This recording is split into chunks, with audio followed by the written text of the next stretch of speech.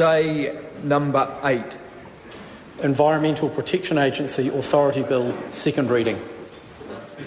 I call the Honourable Dr Nick Smith. Mr Speaker, I move that the Environment Protection Authority Bill be now read a second time. Mr Speaker, the establishment of the EPA marks an exciting new era in the environmental management in our country. New Zealand deserves no less than a world-class regulatory system that reflects our environmental values in conjunction with our economic interests. We need to be smarter in developing ways to grow our economy while lifting our environmental management. The EPA, which this bill establishes, does just that. I want to acknowledge the hard work of the Local Government and Environment Select Committee, and particularly its chair, Chris Okenvold, for the hard work and scrutiny that's gone on with this bill. I'm pleased to note the committee has recommended that this bill be passed, and I want to signal now that the government will be supporting the amendments that the committee has recommended, which are improvements in the bill. Those amendments transfer the permitting and enforcement functions under the Ozone Layer Protection Act and the Imports and Exports Restrictions Act, currently administered by the Ministry of Economic Development, to the EPA. These functions relate to New Zealand's international obligations under a number of conventions and protocols in both protecting the ozone layer and also the management and transboundary transport of hazardous wastes and chemicals. It makes good sense for these functions to be moved to the EPA as they align well with the authority's new role in undertaking the functions of the Hazardous Substances and New Organisms Act. I'd also like to thank all members and submitters who took the time to offer their analysis and the opinion on this bill.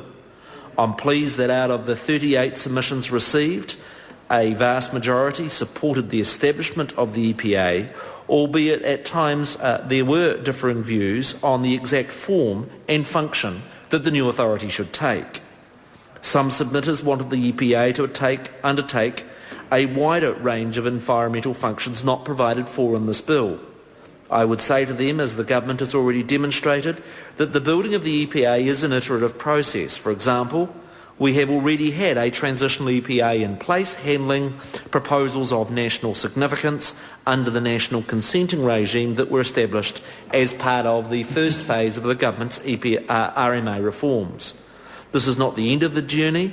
The EPA that we are establishing today has been designed to be flexible as possible to receive extra functions and responsibilities. For example, it is my widely stated intention that the EPA should be responsible for permitting functions under the proposed exclusive economic zone legislation that I hope to bring to this House before the end of this year.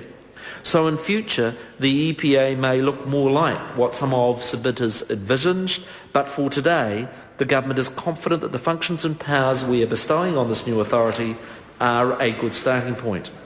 And on the flip side of my last point, I know some in the committee expressed concern about the EPA's ability to adopt new functions, in particular under whose authority this would occur. I'm pleased that the committee has clarified this process in that substantive new functions will only be able to be added to the EPA upon the scrutiny and agreement of this House through legislation. While it is the government's intention for the EPA's design to remain flexible enough to adopt new function, it was not our intention that the new authority should assume those simply by ministerial fiat. I'd like to take the opportunity to also address the criticism that by some that the protection element of the EPA is not explicit enough in the purpose of the Act.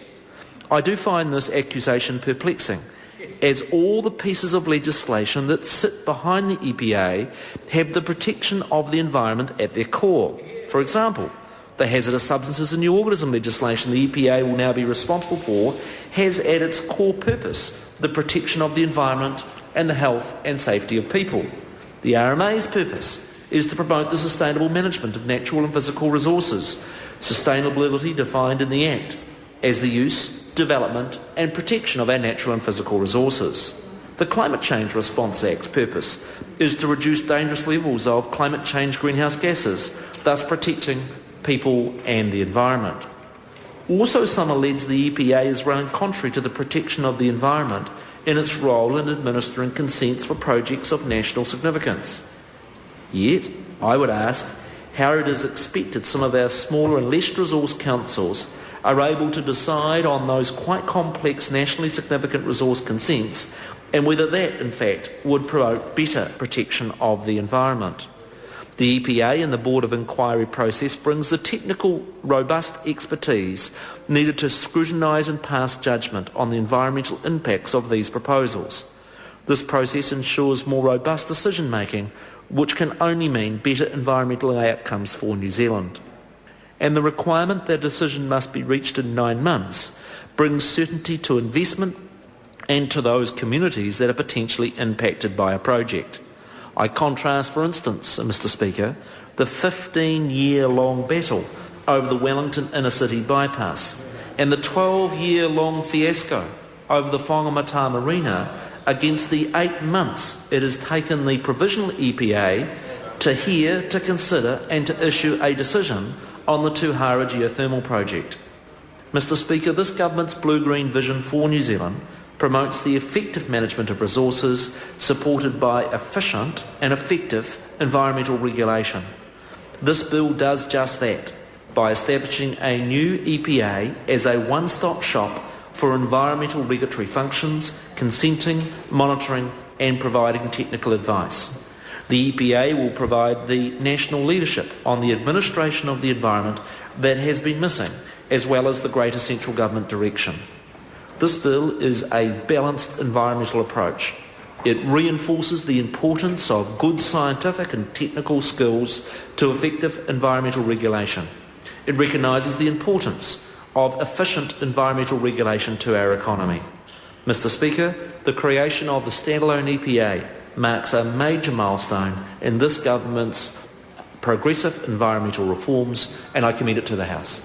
Question is that the motion be agreed to.